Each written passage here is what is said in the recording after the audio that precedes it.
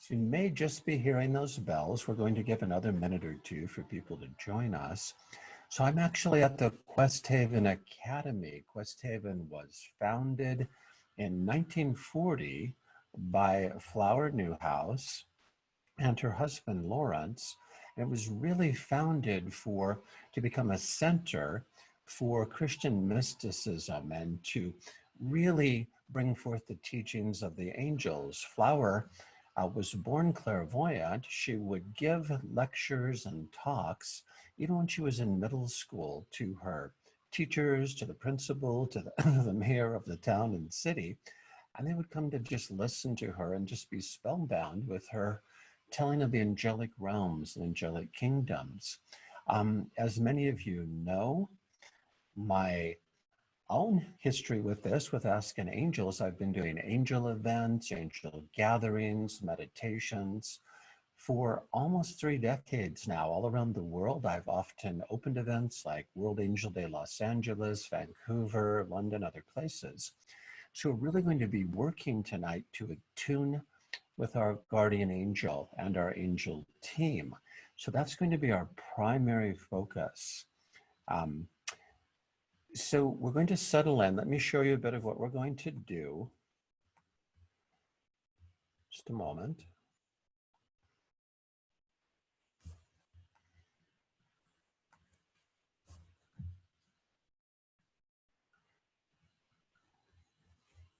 I'll share my screen again.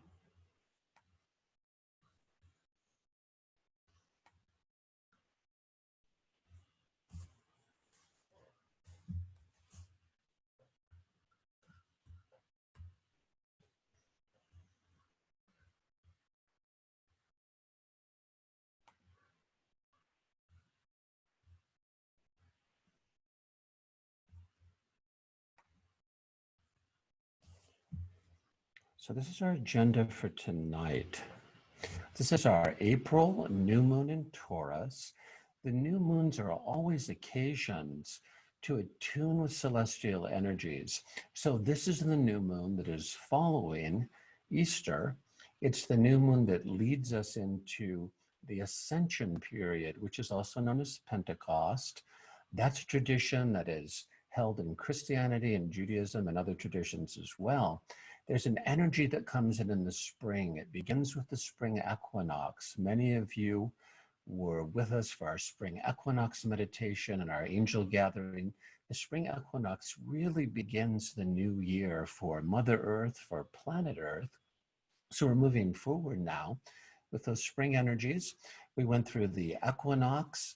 We had the full moon and the Easter energies. The Easter energies are birth, death and resurrection, the death of the old, the birth of the new, and the resurrection really of what your soul purpose is, what your soul seeds, your soul gifts are, to take root and to grow in this really fertile spring energy. We're also in a time right now where we have a very strong polarization of love and of fear. That polarization is really the energy of creation. So as we're moving through this time, we want to be really aware that we're meant to have the full energy, the full force, if you will, the creative force of duality at work. Duality in day and night, in love and fear, in yin and yang. It's the duality of those forces moving with each other that really brings forth a dynamic pulse of new life and new energy, new opportunity. So as we're connecting with our guardian angels tonight, we want to be really aware of this. We're going to be working with meditation processes tonight. This is our agenda. We're going to focus on these special qualities of the Taurus full moon. Want to be aware of those qualities. The primary celestial energy is one of change, and change for purpose and productivity. So you can think of it's a re-energization of your soul contract, your soul purpose, and it's time to make changes for purpose and for productivity. So these are meant to be practical and innovative. The practical is your root chakra, where you're very grounded, you're connected to the earth energies, the energy of creation on earth, and your crown chakra for the innovative. So you're really open, you're receptive to bringing those new energies in through your crown, and your crown expand to receive for inspiration, for an inflow, and to correspondingly let your root expand. So to really bring forth creation here on earth, to work in alignment, to work in conjunction with your guardian angel team, it's really to bring together the energies of heaven and earth. Our human bodies are created with a divine design. We're really meant to bring in these energies from heaven. I'm showing an image here. This is the divine tree of life in its energetic form. And this is also sometimes called Metatron's cube. It's a sacred geometry. It represents these two pyramids, one with the apex in heaven, an energetic form of all the heavenly rays, the emanations, the creative energies, the hierarchy of the angels, bringing forth from divine Mother, Father, God, that divine presence, the creative energies all the way into the earth sphere. There's another pyramid on the bottom that anchors into the earth. So these two pyramids are very much like a three-dimensional Star of David, that six-sided star, with one pyramid rotating in the heavenly energies from above, and the other rotating up the earthly creative energies of Divine Mother, Gaia, the goddess, the energies of unlimited love, unconditional love, of a very grounded security, safety to stability. And that's that root, that's that practical and pragmatic. So as those heavenly energies come in through your crown, your root is getting correspondingly deeper, broader, wider. You're able to draw up the divine feminine energies, your divine feminine side, pulling up all that support that is really meant to help you grow at this time. So this divine tree of life, it creates a sacred geometry. We're going to invoke tonight the angelic diamond matrix. And that is what you're seeing on your screen here. This is the angelic diamond matrix in its pure energetic form. Sometimes this is called Metatron's cube. So what we're doing is we're really connecting our crown chakra up like the top of a tree, that crown that goes up to receive the sunlight, to receive the creative energy, to the energetic realms. At the top of that angelic diamond matrix, the angel Metatron, that is the angel said to be at the throne of creation, literally at the feet of the unity of the divine presence. That divine presence does move in duality, divine masculine, divine feminine, the creative energies. And it's literally stepped down through so many levels of creation down to the earth. You could think of this as a giant power generating station like the Hoover Dam or even a nuclear power plant, where the energy coming out of that generator is so powerful, so strong, that if you were to touch one of those transmission wires, you would literally just, be atomized. The power of the energy is so strong. So it's stepped down through these levels, and it's managed in divine order by Metatron at the top of all the angelic hierarchies, all the way through the levels to the center of the earth, with Archangel Sandalphon at the center of the earth, opening the connection to Divine Mother's heart so that you're both ascendant to the heavens for that very high level of power and grounded and connected to the earth. So Metatron's cube is what we invoke when we invoke the angelic diamond matrix. You can see on this diagram, the top, that's Metatron's position, top of creation. The bottom, Sandalphon, anchored in the center of the earth. And then the four quadrants are where the archangels hold their stations, and they secure the sacred geometry and sacred space. So Archangel Michael is here in the upper left quadrant, or geographically in the northeast, Archangel Gabriel is in the upper right quadrant, or in the southeast, Archangel Raphael in the southwest, and Archangel Uriel in the northwest. So we have the four archangels around us. We have Metatron above, Sandalphon below, and then our human design looks like this. That's the angelic diamond matrix around us, our crown infused from above, our root from below. The colors are the colors of our chakras that begin to glow, begin to open. When we do our meditation, we always begin with a breathing exercise, with a pranayama that's designed to relax our body, calm our mind, still our nervous system, so that we can move for a while up into those higher realms with our crown opening, with our root to open, and then center into our heart. So in the center of Metatron's cube, in the center of the angelic diamond matrix, is our human heart and heart chakra.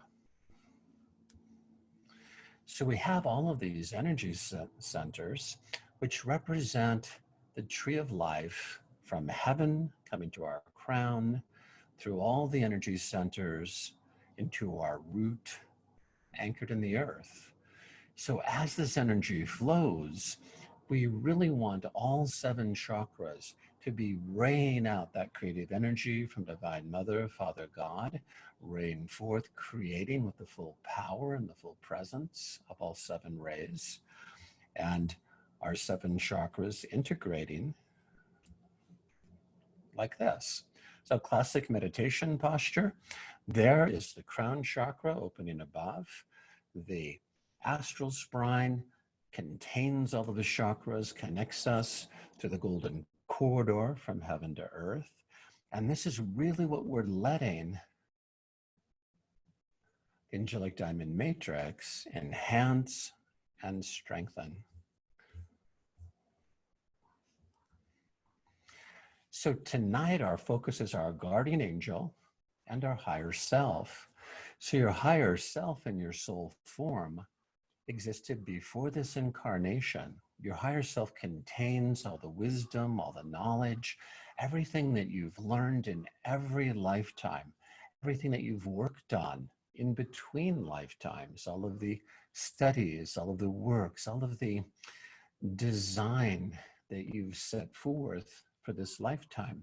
You do this in your higher self form with your guardian angel, with a team of creation angels around you, and with those masters, those guides, those advanced beings that really are attuned to your soul purpose, to your gifts in this lifetime.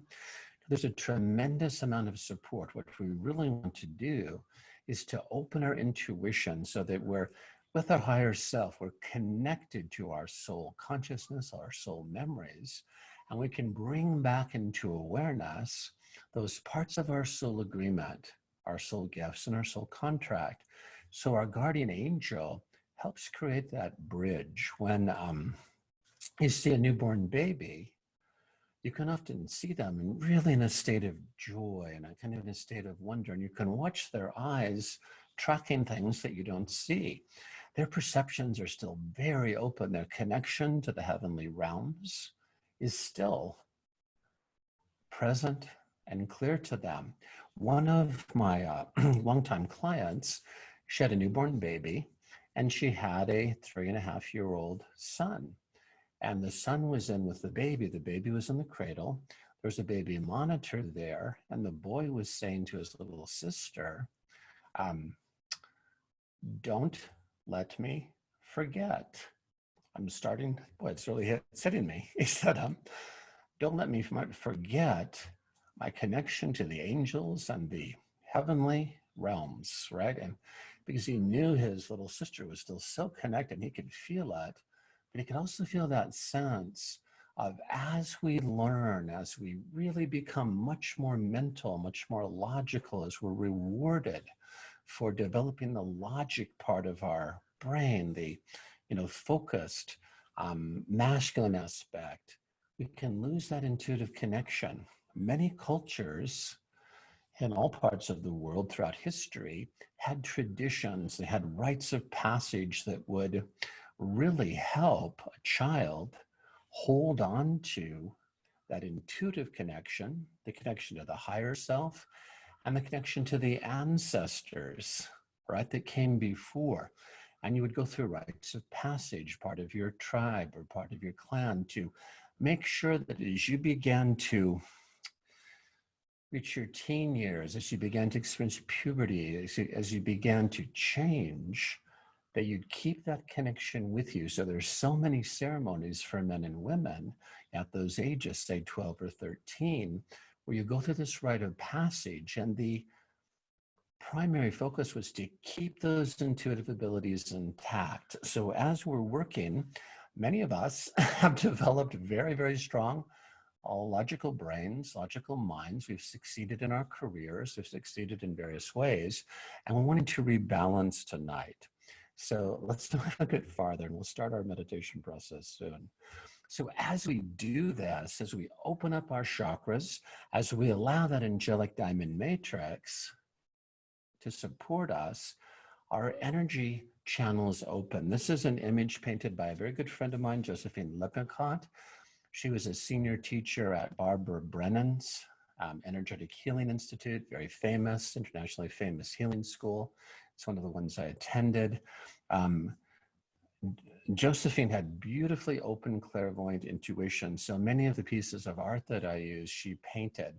And this is how she perceives these energies flowing in from heaven to earth, right? Open.